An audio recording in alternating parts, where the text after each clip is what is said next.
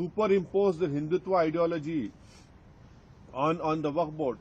So we condemn this, and the behavior of the chairman today, he has not even allowed members who have to move their amendments. If you see the parliamentary proceedings, the speaker always names a person, are you moving your amendment? Yes, sir.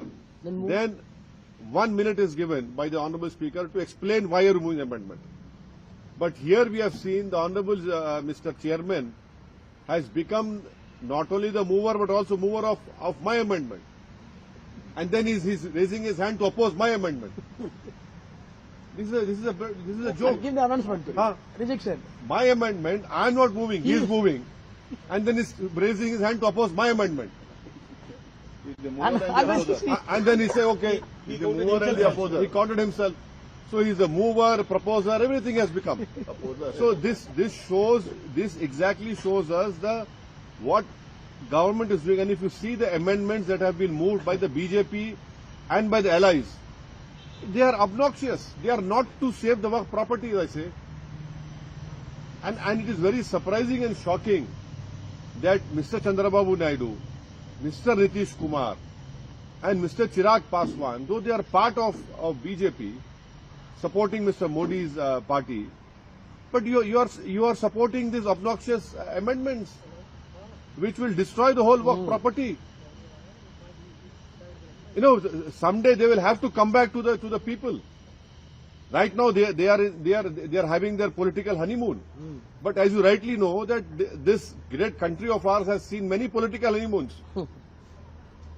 And then you have political lunar eclipse, solar eclipse will happen for them also. I am very surprised and shocked that all these three allies have supported these amendments, and we strongly reject what has happened today. And please remember that tomorrow the draft report will be shared to us. How is it humanly possible for all the members representing different political parties to read 500? That draft report will not be less than minimum 400 to 500 pages. And by 29th we have to give if we don't agree with that report. How is it possible? What is this? You are making a mockery of the parliamentary system. The reason standing committees or the joint working committee has formed is because in the parliament you do not get enough time to speak on every clause, but that is why a committee is formed. And even in that committee, you are superimposing on us, you are pushing us to the wall. So this whole behavior of what has happened today and what has happened in the last 6 months, it is completely uncalled for. It is not good for a democracy.